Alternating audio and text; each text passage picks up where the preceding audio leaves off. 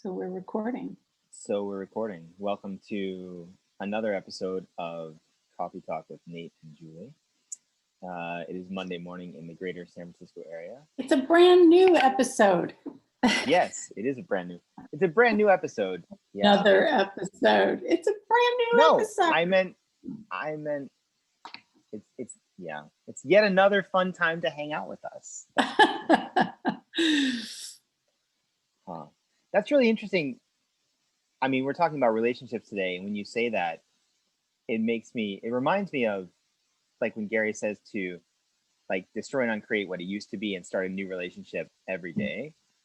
Yeah. Instead of like, oh, it's the same old BS again today. Yeah. So like, how does that work if one person is destroying and uncreating and the other person is not?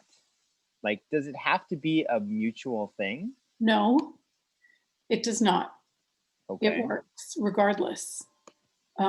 Because if you destroy and uncreate something, it's new and fresh to you, and whatever they were holding on to of you in the past no longer exists. So there's like nothing for them to really hold on to. Yeah, it can frustrate them. Yeah, because a lot of relationship is operated on the principles of I've learned this much about you and I will continue building on that base of knowledge, but acting on it as well. So like, yeah, you know, like, oh, well, you never eat that and suddenly you want to eat it. It's like a lot of people, like, I've seen people get in arguments about that. Someone's like, hey, let's get mushrooms on the pizza. And you're like, you never eat mushrooms. Well, I want to eat mushrooms. It's like, no, you can't. It goes against everything I've defined about you. Like, and that's one of the things I look at relationships like that, or really everything can be like that. Like, do you really want to eat the same meal every single day and only have these few flavors? It's like people who wear the same jewelry every single day. I think of it as, you know, when you change things, you're adding different flavors and different spices, different textures, you know, and it makes life more interesting. You know, what do you feel like today is a totally different way of creating your relationship. And it doesn't mean you have to leave the person. Right. But if you're stuck in some definition, you've already left you. And that's the place where I think people get stuck the most, because they're looking to the other person to make the relationship right or wrong when they're not even in it. Explain a little more about that. You just said when you're in definition is when you've left you. Mm-hmm. That's what you said, right? Yeah. Well, I mean, is the sunset the same every single day? No. Right. And are you really the same every single day? But if you try to make yourself the same every single day, you're no longer being you. Right, okay. You're being some fixed point of view. In which case, when you say you left you, means you're not being you. Right. Yeah, okay. What else is there? Right. I'm being this shell of a facade of a person who's going through the motions, trying to get it right and do the right thing and fit in and not make waves. You know, match all the definitions that everybody already has of you. That's that brings up so much heaviness. Can we destroy and uncreate that, please? Yes. Right now I'm getting bad pocket pot on 9 shorts, poison beyond. Oh my God. Yeah. I was also just listening to this old call from, I don't know how many years ago, the distractor implant call. Do you remember? Right. Yep. On love, sex, jealousy, and peace, because I'm doing a couple of calls on that this month. seemed fitting for February.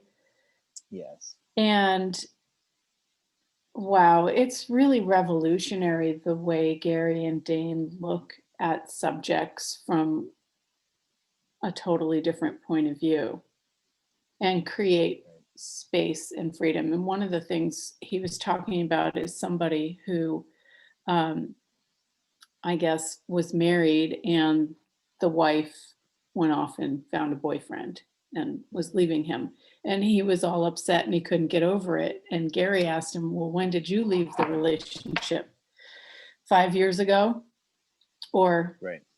or more? And he was like, oh shit, like 6 years ago. And he's like, so what are you upset about? You Right. left 6 years ago and now she's found somebody else. You should be happy. Right. Yeah, because that makes it easier. And then you don't even look like the bad guy for being the one who leaves.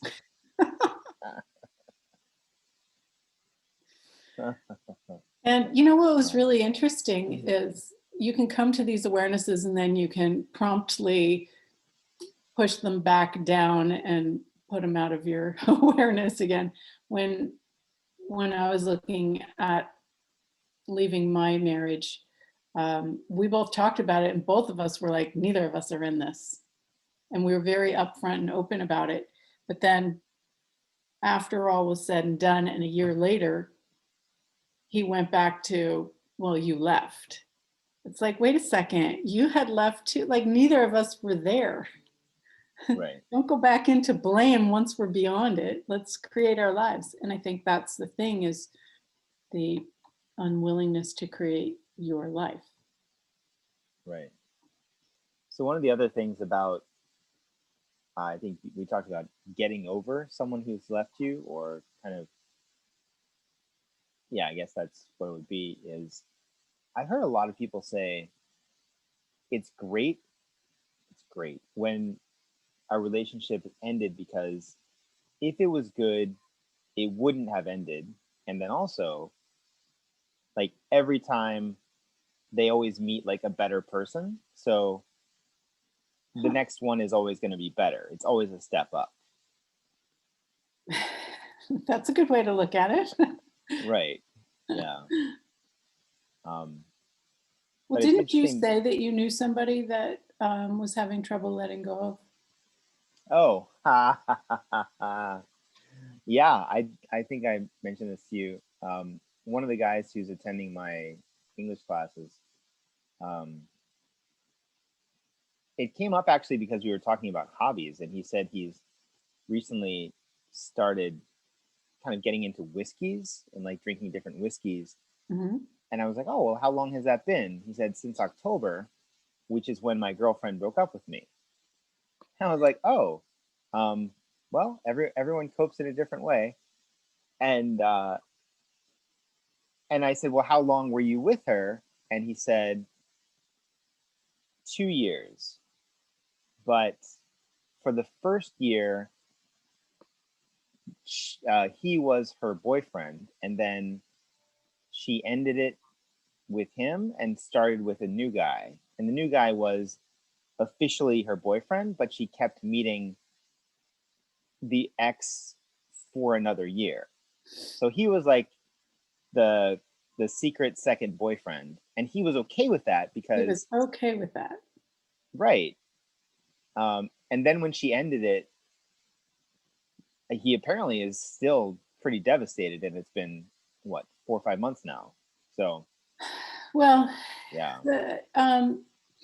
There's something about that devastation thing that is the lock of, no movement. And I think that came up in the call of Love, Sex, Jealousy, and Peace, distractor implants. And there's something about like having polar opposite points of view that keeps you locked from being able to change any of it. Right. So he's like, it would be really cool to pick his brain and ask him some questions, to see where he is stuck. Because when you recognize the points of view and then you're willing to let them go, then something else can show up. Right. Yeah, it was interesting to listen to that, and I ask a question here and there, but and a lot of times people aren't asking questions. They're simply saying, this is the current state of drama and misery that I'm in. So let's all commiserate and like maybe have a drink next weekend. Like there's just this idea of like it's okay to be miserable as long as other people kind of support you in being miserable.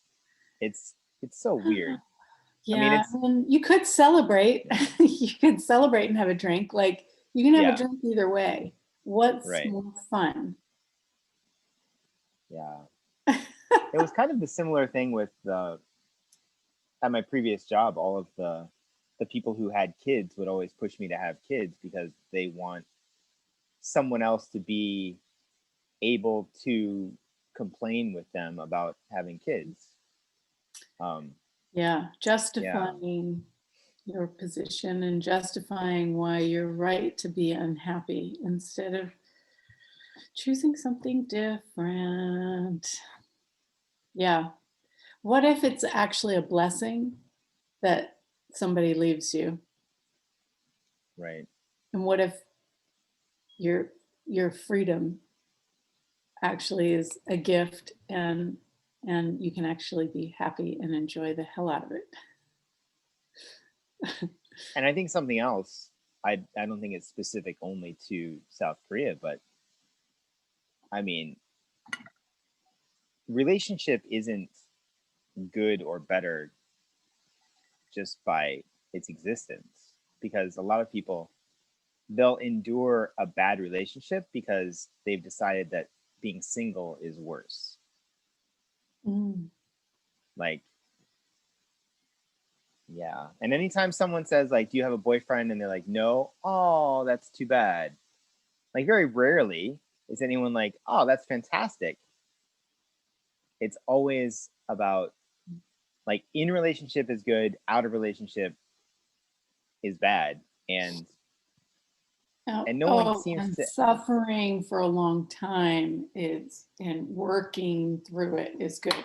Yeah, I tried that. It's actually not that fun. Actually, it's so much more rewarding to choose to be happy, whatever that is.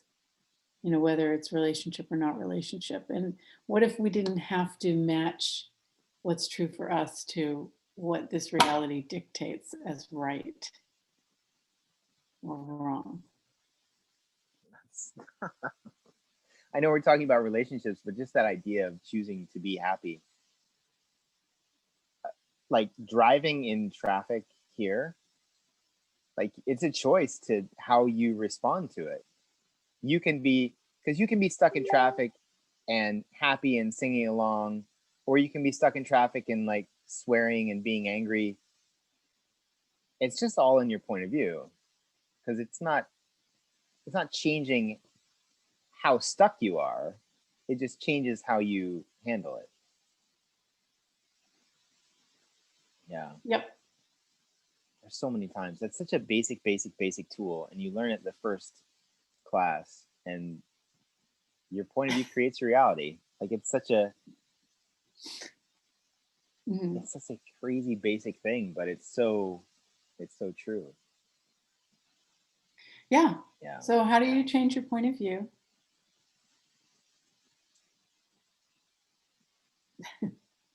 Well, I would say for me, it's being aware of my point of view and then looking at and just making a different choice. I mean that's kind of the process, I guess, is I look at where I am and I'm unhappy. Okay, what's my point of view creating this? And then what's a different point of view that would be a different reality? Um, or just I notice that I'm grumpy and then decide to not be grumpy. Like I don't know. Well, It's not a comp. there's lots of ways. Right. The thing is, like you're saying, is becoming aware of your point of view, first of all, Yeah. is key. And that's probably the hardest part because you don't want to realize that, like, bring it back to relationship and getting over someone who left you. What is your point of view if you've been left? Are you actually happy and relieved? Or are you upset, sad, depressed that they left? Like, what is your true point of view that you might be hiding from yourself? And the clue to letting you know when you found your point of view is it makes you giggle or smile or lightens up in some way. So even on a subject of somebody leaving you, I'll tell you with my last relationship, um, I came back from a trip and he was like, I can't do this anymore. You travel too much and you this and you that and whatever. And I'm like, well, let's destroy and uncreate it. Do you want to create something new? Let's start again. And he was like, no. I thought, oh, that's so weird. Huh. And and to me, I felt a huge weight come off my shoulders. And then find out a month later that he's deep into another relationship. And then I was like, oh, he actually he was jealous and thinking that I was cheating because he was cheating. Oh, and it was just so light. Right.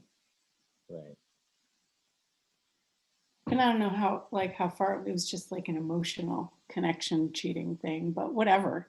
The point is not that you're wrong or that they're wrong to leave. It's when you find the thing that's making you like, it lightens up, even if it's not something that you want to hear. Yeah. And sometimes it's not even something that you would have ever guessed. Like you might think that you might have already decided like, oh, this is the problem, but it could be something completely different. And Gary talks about his point of view with relationship is if I'm not the best person for you, you should leave. Right. So, like, what are we doing wasting our time trying to work through and be unhappy together instead of choosing to be either by yourself or with somebody that's fun? Yeah. And the contribution. I mean, I heard, I guess, last year, a couple times they talked about, I think Simone and Brendan talked about this in their relationship classes about if you're not creating like 20 times more with someone than you would by yourself, then you don't have any reason to be with that person.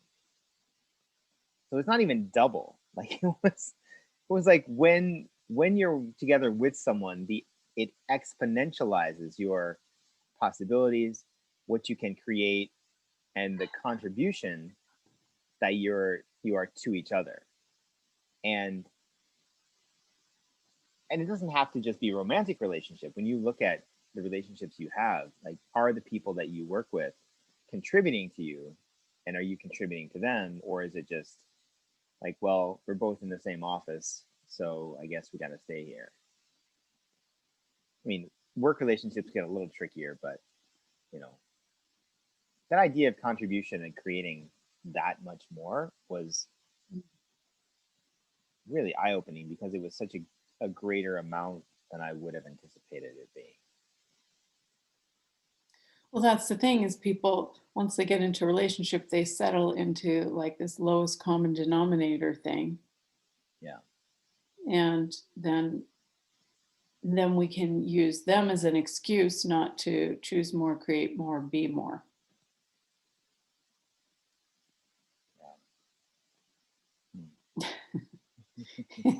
Was... And then we become unhappy and then we get lines on our face and our body gets stiff and old with every single point of view that we're holding on to.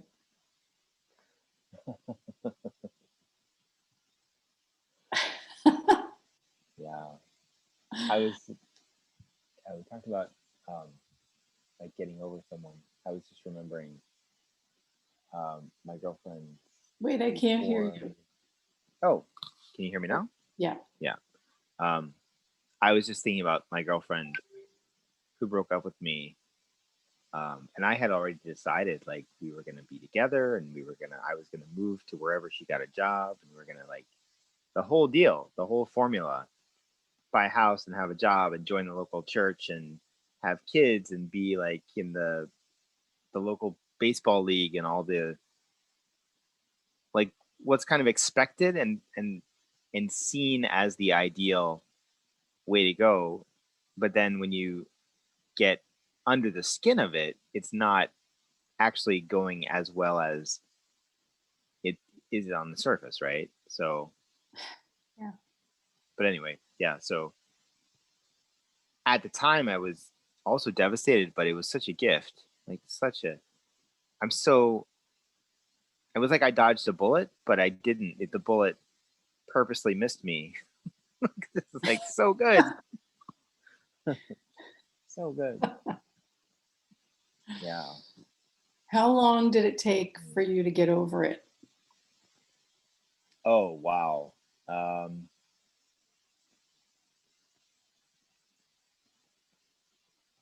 not quite a year, but Wow. I stupidly would like keep in touch with her,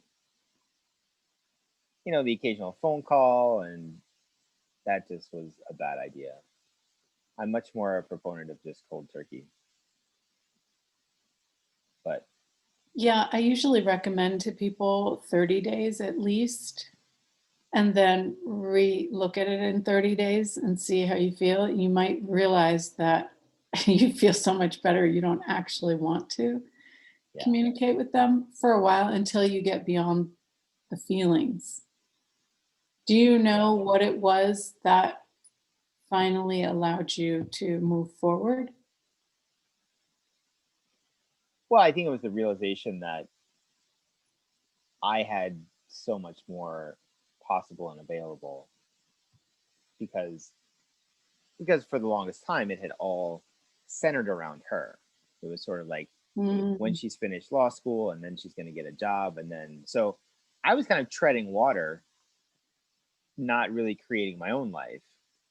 And mm, so once that was done and I kind of had to create my own life, and then I realized like, oh, I'm interested in doing other things. So I think that was kind of part of the big contribution to getting over it. absolutely. And that's the thing. It's choosing something different and creating your life. And that means you're in it. Right. It's really interesting how much we avoid that.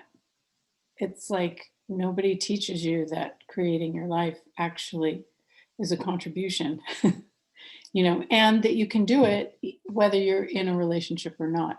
And usually, I think um, the woman creates the life and the man just goes along for the ride, usually. So I Yeah. guess sometimes it's the other way around. Um, Um, yeah, I would say the majority of the time is the other way. I mean, in my yeah, experience, maybe, but I don't know. I've seen some women just get into the little car of the life of somebody else's and drive around without their arms and legs, like Dane talks about. yeah. You said you have to get going in a couple minutes. Um, what what do you Gee. have going on for this month? Oh, And when are you doing the distractor implants calls that you mentioned? that is the first and third Wednesday. So in a couple of days in the Hmm. evening. Um, and this month, well, I'm continuing on this daily expanding exercise called Okay. Expandle It. And we just finished all of January and starting February. Yeah, And first of it's really February. cool. I've got people in France and people in Brazil and people in Australia. And I have Spanish translators standing by, need some Spanish speaking people to join. Wow. I don't think I know any.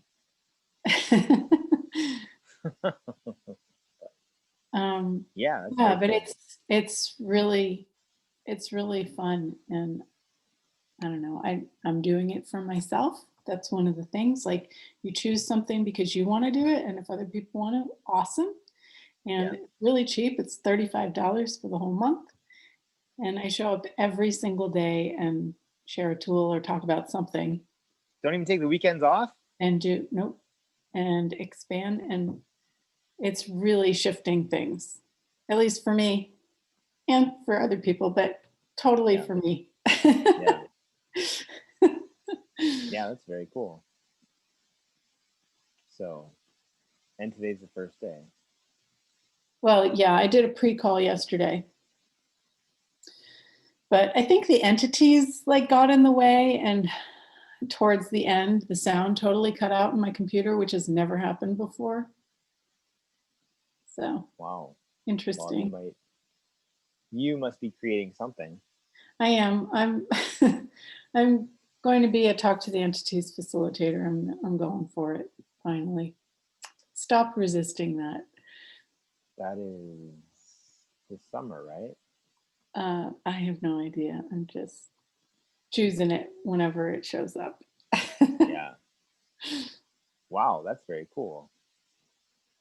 And for anyone who's unfamiliar, like entities doesn't always have to be ghosts. Entities can be like a business, or entities can be like, I Plants, was surprised when I learned probably. that the word entity Yeah. encompassed so many other things. Yeah. So, yeah. Anyway, you got to roll. Yeah. I will see you Been next week. Happy moving. Thank you. It's nothing is set up at all. It's a mess. It's because I had work today too, and then 2 trips from the old house. So yeah, we'll get it sorted.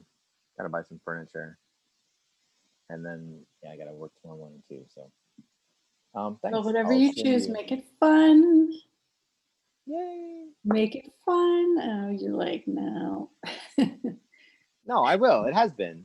And the new place is twice as big as the old place, and the view is. Oh, I'm so happy about the view. So Awesome. I'll look forward to seeing it. All anyway, right. have fun. We'll see you later. Okay, bye. Bye bye.